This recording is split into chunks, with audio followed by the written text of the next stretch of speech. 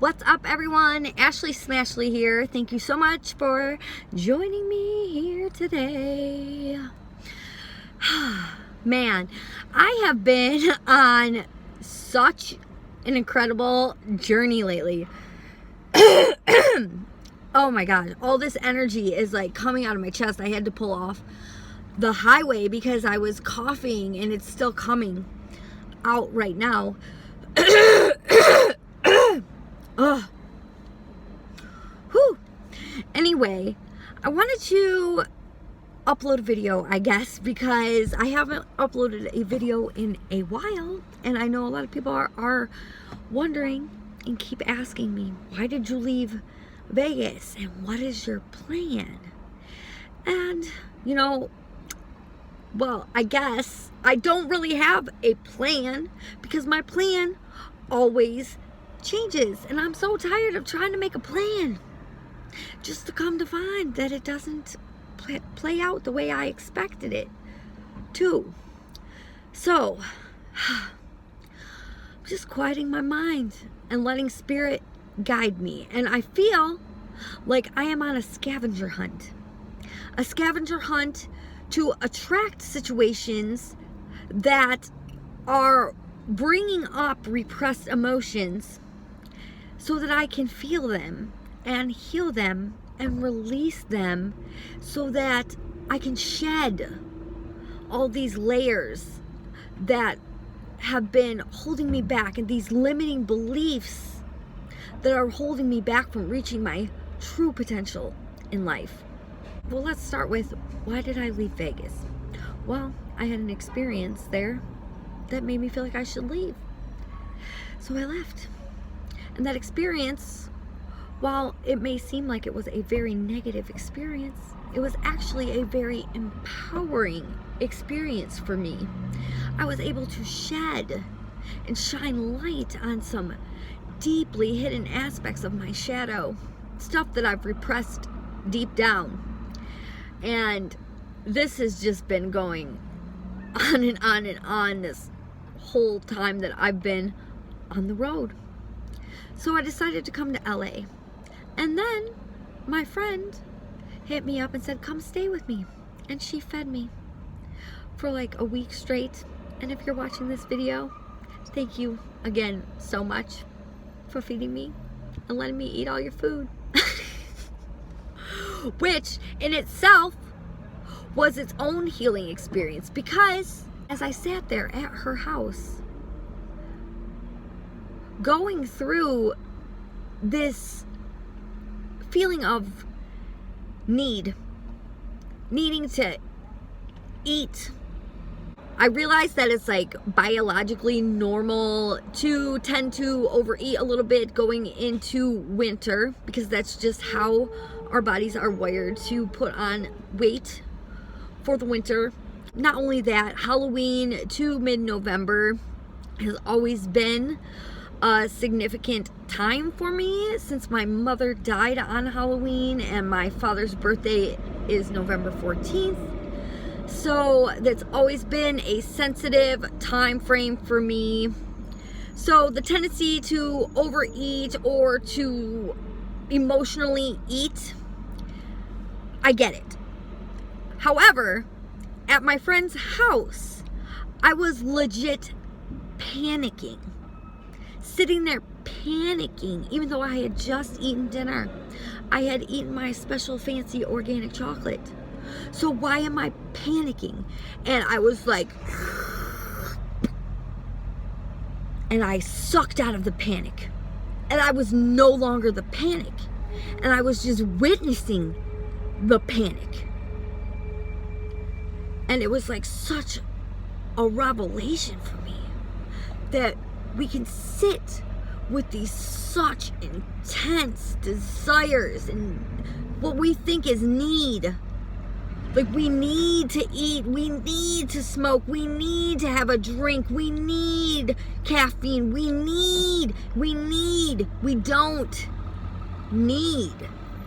And I'm not going to dive super deep into that, but realizing that I am not this need and being able to sit with these urges instead of immediately acting on them has been such an amazing experience for me throughout this process. So then I left my friend's house. No plan. I'm just going to quiet my mind and let spirit plan. They know what I want. They know how to get me there better than Ashley could ever plan. So anyway, I'm driving down the street and I hear pull into Walgreens. I'm like, well, why do I need to go to Walgreens? I pulled into Walgreens. And I went in there and I bought some stuff and I came out and there was a man standing there walking down the street. And they were like, talk to that guy. So I was like, hey. And he ended up having work for me and I've been hanging out with him, and that in itself has been a whole nother thing I'm not going to get into. But in less than 2 days, it was probably a 24-hour period total, I heard or saw something about the Sequoia National Forest.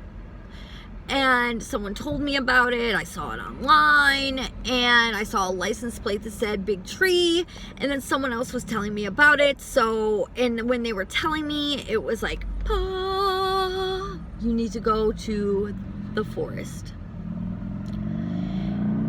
And I'm like, why do I need to go to the forest?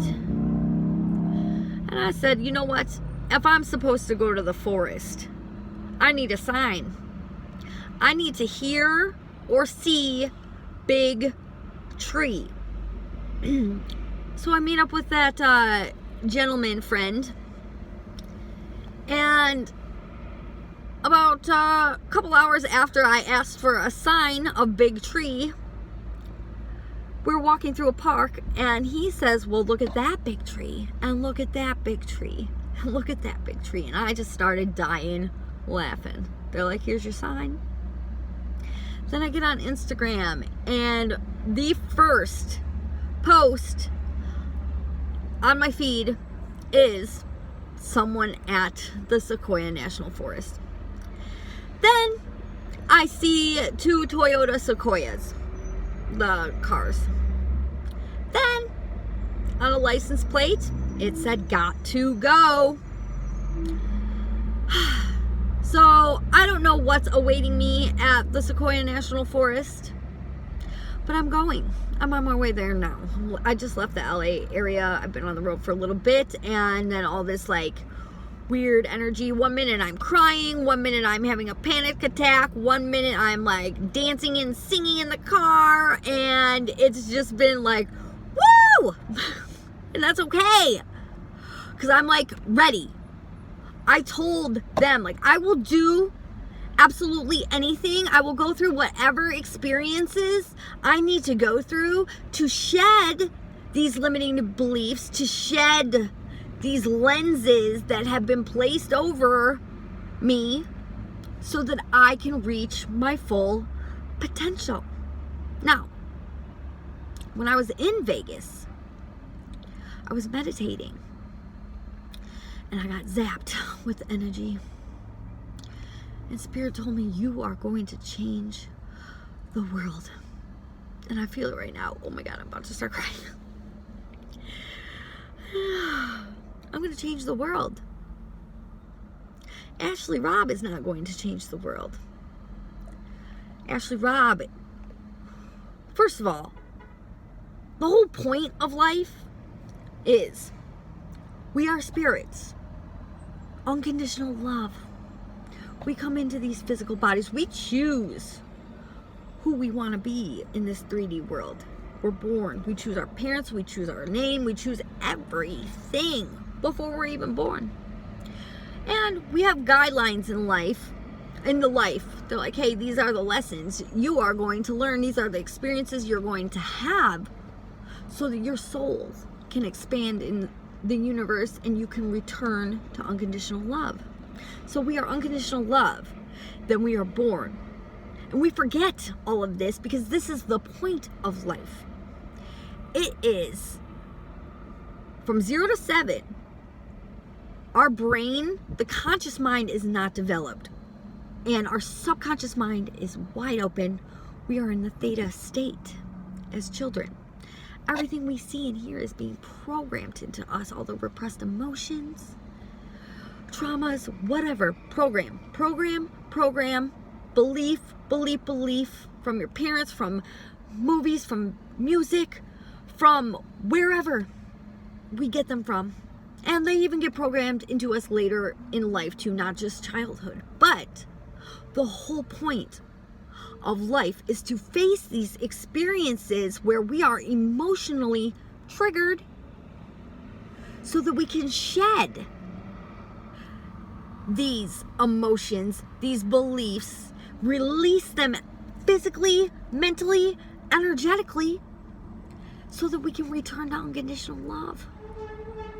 But we develop this ego, this false identity of the person that we think we are, because we forget that we are spiritual beings. We think we are just these little humans. We are ingrained with all these beliefs and programs that we have to work hard, that money is hard to make, that life is hard, that the world is dangerous and we need to live in fear. And you see it everywhere you look. People living in fear, especially right now. So wrapped up in their ego identity. Just look at the Trump supporters, for crying out loud. It became them. They became a Trump supporter. And you see how easy it is to become this identity. And guess what? It's just as easy to shift out of that identity that is no longer serving us. We're so attached to it. We attach so much to our emotions, and our emotions are simply the guidance system that we need to face that, to release these lenses, these different blankets that we lay over us, or that are programmed into us. It's like a blanket, and then another blanket, and another blanket. And the point is to remove that blanket, remove that blanket, remove that blanket, and realize we are just unconditional love. So anyway, I don't have a plan. Spirit knows what I want.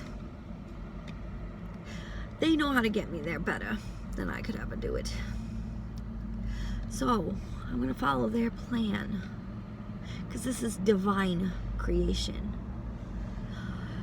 Humans, we're always creating from this 3D level of consciousness, where we think we have to effort through everything. We have to set goals. We have to hustle.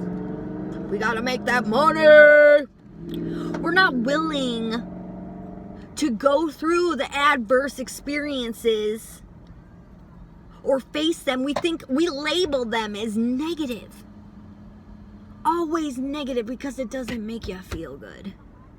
So that must be negative. Not realizing that is when the true growth happens.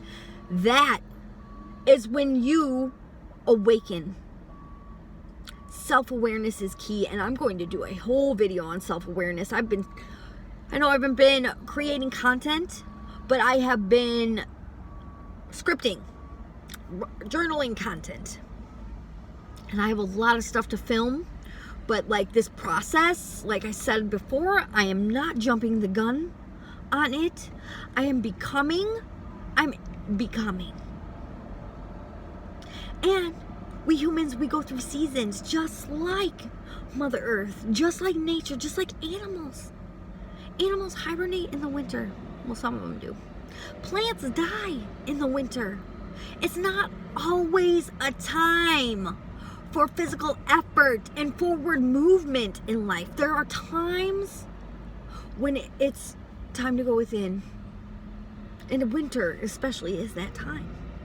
I myself I ascend and I dip back down to 3D consciousness.